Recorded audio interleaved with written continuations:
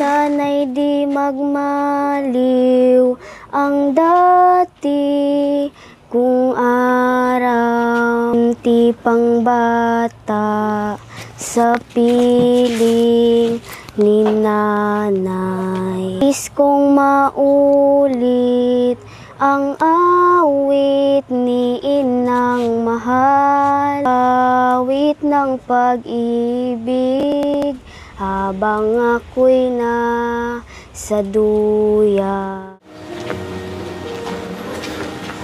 Hello! Hello po. Ay, hi. Hello.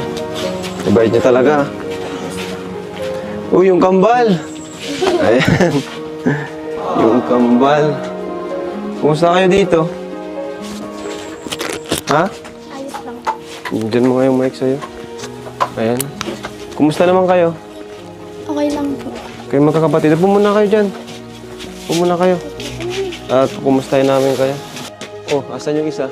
1, 2, 3, 4, 5. Wala? Sino yung wala? Nakalimutan ko. Yung ate. Oo. Bakit wala? Umalis? Nasa boyfriend po. Namiss mo si Kuya Rab? Papa. Namiss mo ako? Di naman kayo natatakot dito sa bahay? Di Ano yung gusto mong bilhin namin sa'yo?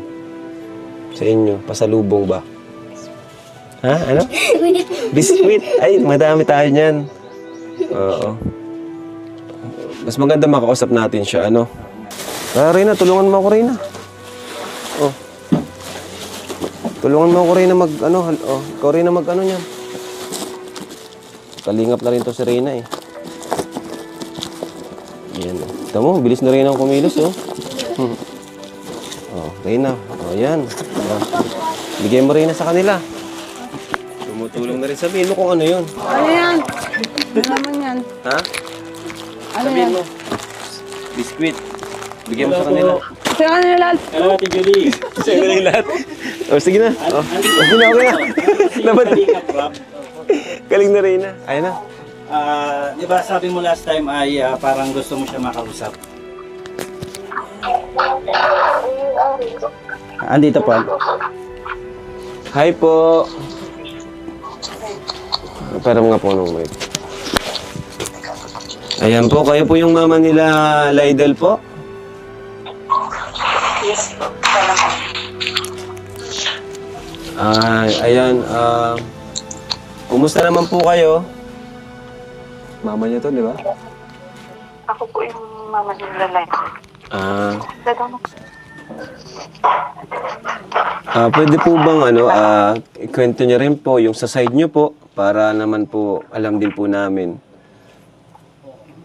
Opo. Kasi andito lang naman po kami para tulungan po yung mga anak niyo po. Sige po. Ano po kasi, yung po kasi yung sinasabi ng mga anak namin, hindi naman ganun kasi siguro po, kasi po ako, naghihirap man po ako dito sa ibang bansa para sa mga anak ko. Halos ilang taon din po ako dito sa abroad para lang masuportahan yung mga anak. Kaya medyo parang nasaktan lang po ako dun sa unang sa una pong interview sa mga anak ko. Opo. Pero naiintindihan ko naman po. Saka hindi naman din ako kasi ganun talaga. Ano po ba pero hindi ko po pinabayaan. Totoo po ba yun na naghiwalay po kayo? Bakit po kayo naghiwalay? Naghiwalay po kasi kami.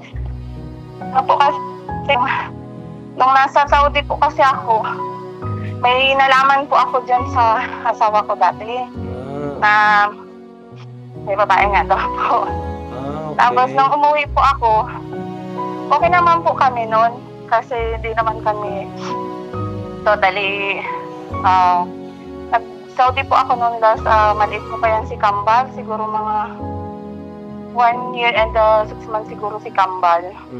Kasi para maging maayos yung buhay namin kasi talagang ay hirap po wala naman po kami talagang maasahan dyan. halos wala po sa amin tumutulong. Sa totoo lang po. Kaya po, nagpursige po ako mag-abroad para po matustusan yung pangangailangan nila. Saka yung panggamot din po nung dati kong asawa kasi may sakit po yan dati. May diabetes po yan, saka peptic ulcer. Ngayon po, nangailangan po talaga akong mag-abroad para lang may bigay ko yung kailangan nila. Tapos hindi ko po akalain na pagdating ko, pag-uwi ko, siguro po mga 2 months pa lang ako, may nababalitaan na po ako. Ganon po. Kaya po ako nakipaghiwalay na din kasi Nakipaghiwalay po may kayo. problema lang po. Ano pong ako trabaho yung niyo po mismo dyan? nakipaghiwalay sa kanya. Domestic helper lang po ako Domestic dito. helper.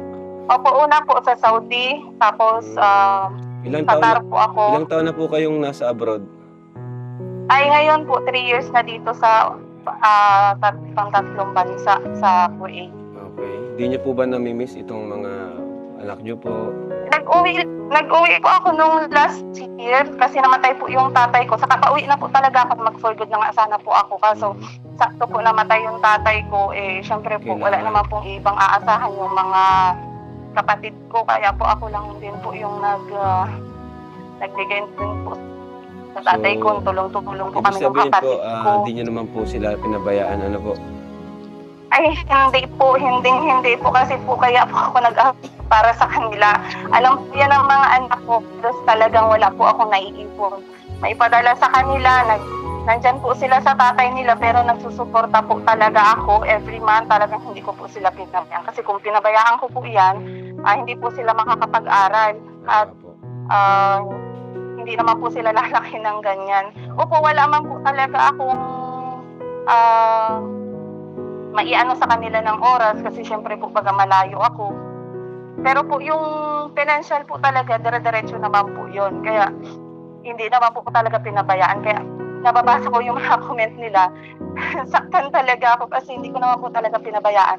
Simulat sa pool po, talagang ako ang nag-aruga sa mga anak ko. Simulang maliit pa sila, hindi ko naman po yung talaga nabibigyan niyo lang papabayaan. po talaga para sa pagkain, ano? Kung sa, Opo, kung sa bahay, para sa hindi pagkain, naman po sa sapat pag-aaral. yung kinikita para sa mapagawa yung bahay, ano Opo. po? Opo. Yan po kasing bahay na yan, inutay-utay ko nung nasa Saudi ako. Kaso may nagka-problema mga po kami nung asawa ko, kaya medyo nagalit po ako sa kanya. Full body, ano? So, okay ba sa inyo yun? Ikaw, Josephine, bilang panganay, okay ba sa'yo? Mapaayos namin itong bahay nyo? Opo, sobrang malaking bagay po. Kasi po para di na din po kami matatakot. Yan. Para safe na po. Galing. Kasi tingnan nyo naman, mga babae pati, ano? Pero bago yan, hahandugan tayo ng awitin ni Lydel. Palakpakan natin si Lydel. Alright. Sige, Lydel. Ano lang, acapella lang? O may, ano gusto mo? Ay na po, walang ano. Sige. Ayan. Kantahan. Palakpakan natin si Lydel. Sige.